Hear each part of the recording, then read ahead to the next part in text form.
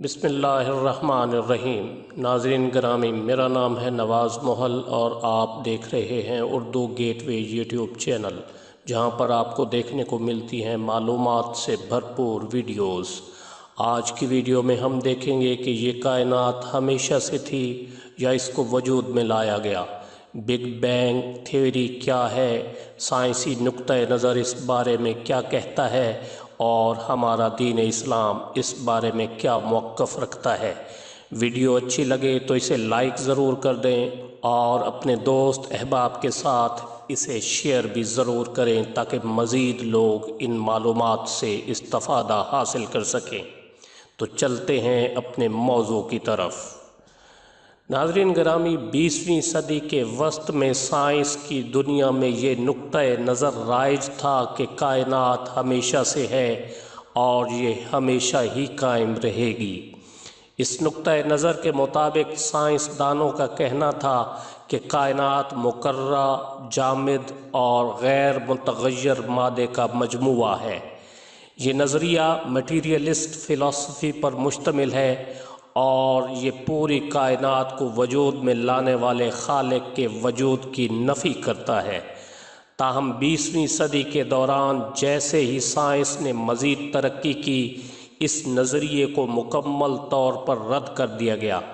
21ویں صدی کے آتے ہی بہت سے تجربات اور مشاہدات کے بعد جدید طبیعیات دان اور مفکر اس نتیجے پر پہنچے ہیں کہ کائنات کی یقیناً کوئی نہ کوئی ابتدا تھی اور یہ جامد اور غیر متغیر نہیں، بلکہ کائنات مسلسل تحریک کے عمل سے گزر رہی ہے۔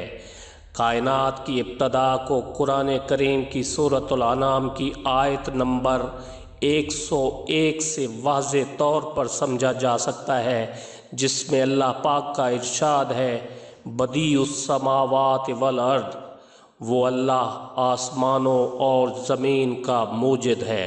موجودہ ماہرین فلکیات بھی اس بات سے اتفاق کرتے ہیں کہ پوری کائنات کافی عرصہ پہلے ہونے والے ایک عظیم دھماکے کے نتیجے میں معرض وجود میں آئی۔ اس عظیم دھماکے یا کائنات کے وجود میں آنے والے واقعے کو بگ بینگ کہا جاتا ہے۔ پورا سائنسی طبقہ اس بات سے اتفاق کرتا ہے کہ یہ دھماکہ 15 ارب سال پہلے واحد پوائنٹ یا نقطے سے نکلا تھا۔ اس بگ بینگ سے پہلے مادہ، توانائی اور حتیٰ کہ وقت جیسی کوئی چیز وجود نہیں رکھتی تھی۔ یہ حقیقت جو کہ حال ہی میں جدید طبیعیات دانوں نے دریافت کی ہے، 1400 سال پہلے قرآن شریف میں اس کا اعلان کر دیا گیا تھا۔ 1400 سال پہلے جب فلکیات کا علم نہ ہونے کے برابر یا اپنے ابتدائی دور میں تھا، تب قرآن مجید میں کائنات کے وسعت پذیر ہونے کے عمل کو بیان کر دیا گیا تھا۔ سورۃ الذاریات کی آیت نمبر 47 میں اللہ پاک کا ارشاد ہے کہ آسمانی کائنات کو ہم نے اپنے ہاتھوں سے بنایا ہے اور یقیناً ہم اس کو وسعت اور کشادگی دینے والے ہیں۔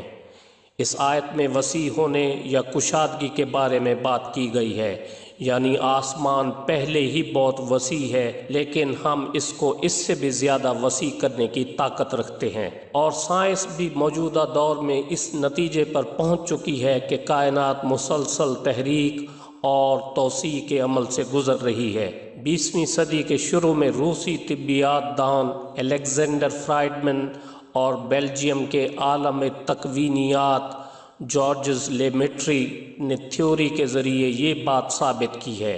اس تصور کی تصدیق 1929 میں مشاہدات کے ذریعے لیے گئے اعداد و شمار کے ذریعے کی گئی۔ امریکہ کے ماہر فلکیات ہبل نے ٹیلیسکوپ کی مدد سے آسمان کا مشاہدہ کرتے ہوئے دریافت کیا کہ ستارے اور گلیکسیز ایک دوسرے سے دور حرکت کر رہے ہیں۔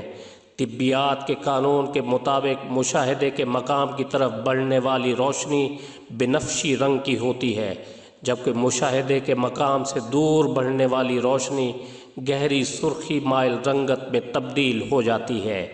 ٹیلیسکوپ کی مدد سے آسمان کا مشاہدہ کرتے ہوئے ہبل نے دریافت کیا کہ اپنے فاصلے کے لحاظ سے ستارے جو روشنی خارج کرتے ہیں وہ سرخی مائل رنگت کی ہوتی ہے، جس سے یہ بات واضح ہوتی ہے کہ ستارے اور گلیکسیز ہر وقت نہ صرف ہم سے بلکہ ایک دوسرے سے بھی دور بڑھ رہے ہیں۔ کائنات میں ہر شے کا ایک دوسرے سے دور حرکت کرنا اس بات کی دلالت کرتا ہے کہ کائنات توسیع کے عمل سے گزر رہی ہے۔ یہ حقیقت قرآن مجید میں اس وقت بیان کر دی گئی تھی جب ٹیلیسکوپ یا اس جیسے دیگر ٹیکنالوجی کے آلات ایجاد ہونے کے قریب بھی نہیں تھے۔ یہ اس لیے کہ قرآن اس رب کا کلام ہے جو کائنات کا خالق اور حکمران ہے۔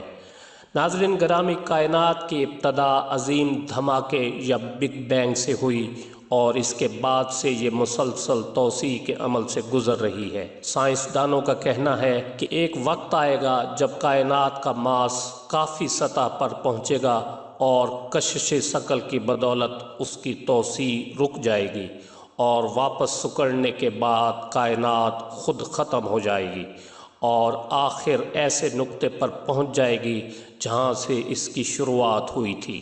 کائنات کے اس خاتمے کو بگ کرنچ کا نام دیا گیا ہے۔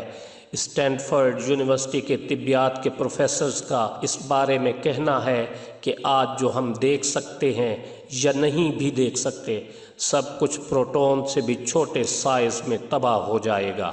یہ بالکل اسی طرح ہے کہ جیسے آپ ایک سیاہ سوراخ یعنی بلیک ہول کے اندر تھے۔ اس کا ذکر قرآن پاک کی سورۃ الانبیاء کی آیت نمبر 104 میں اللہ تعالیٰ یوں فرماتے ہیں کہ جس دن ہم آسمان کو یوں لپیٹ لیں گے جیسے تومار میں اوراق لپیٹ دیے جاتے ہیں، جیسا کہ ہم نے اول دفعہ پیدائش کی تھی اسی طرح دوبارہ کریں گے۔ یہ ہمارے ذمے وعدہ ہے اور ہم اسے ضرور کر کے ہی رہیں گے۔ اس آیت مبارکہ میں اوراق کی مانند لپیٹ دینے کی بات کی گئی ہے جو کہ غور طلب ہے۔ ہم جانتے ہیں کہ کاغذ کو تہ لگا کر لپیٹا جاتا ہے اور تہ ایسی چیز کی لگائی جاتی ہے جو متوازی ہو۔ اسی طرح پہلے کے سائنسدان اس بات پر یقین رکھتے تھے کہ کائنات بیضوی یا گول شکل کی ہے، لیکن 20ویں صدی کے سائنسدان آئنسٹائن نے یہ نظریہ پیش کیا کہ ہماری کائنات متوازی ہے اور مل مل کے کپڑے کی مانند ہے، جس پر کوئی بھی چیز رکھ دی جائے تو اس چیز کے وزن کی بدولت جتنا زیادہ دباؤ ہوگا اس کے متاثرہ حصوں تک اس کی کشش ثقل کی قوت موجود ہوگی، جیسا کہ ہماری زمین کا اس کے وزن یا ماس کی وجہ سے خلا میں جتنا زیادہ دباؤ ہے اس کے اثرات چاند تک موجود ہیں۔ یہی وجہ ہے کہ چاند زمین کی کشش ثقل کی قوت کی وجہ سے اس کے گرد گھومنے پر مجبور ہے۔ اسی طرح سورج کے زیادہ ماس کی وجہ سے اس کی کشش ثقل کے اثرات پلوٹو سیارے تک موجود ہیں، جو بہت زیادہ فاصلہ ہونے کے باوجود سورج کی کشش ثقل کی وجہ سے اس کے گرد گھوم رہا ہے۔ لیکن حال ہی میں ایک تحقیق ہوئی ہے جس کے مطابق پلوٹو سیارہ سورج کی کشش ثقل سے نکل کر کائنات میں اب آزاد گھوم رہا ہے۔ ناظرین گرامی، کائنات کی ابتدا اور خاتمے کے بارے میں موجودہ سائنس کی تحقیقات 1400 سال پہلے قرآن کریم میں دیے گئے بیانات سے مکمل اتفاق کرتی ہیں۔ اس کے باوجود سائنس جتنی بھی ترقی کر لے، کائنات اور اس کے اندر چھپے رازوں کو اس کو تخلیق کرنے والے خالق و مالک سے بہتر کوئی نہیں جان سکتا۔ لیکن پھر بھی آج کے دور میں ہم انسان سائنس کی تحقیقات پر تو بہت یقین رکھتے ہیں، لیکن قرآن شریف میں بیان کیے گئے معجزات پر غور و فکر نہیں کرتے۔ جیسا کہ اللہ تعالیٰ قرآن پاک کی سورۃ الزمر کی آیت نمبر 39 میں ارشاد فرماتے ہیں، اور ان لوگوں نے جیسی قدر اللہ تعالیٰ کی کرنی چاہیے تھی نہیں کی۔ ساری زمین قیامت کے دن اس کی مٹھی میں ہوگی اور تمام آسمان اس کے داہنے ہاتھ میں لپٹے ہوئے ہوں گے۔ وہ پاک اور عظیم تر ہے ہر اس چیز سے جسے لوگ اس کا شریک بنائیں۔ امید ہے ناظرین گرامی ویڈیو آپ کو پسند آئی ہوگی، جسے لائک اور شیئر ضرور کریں۔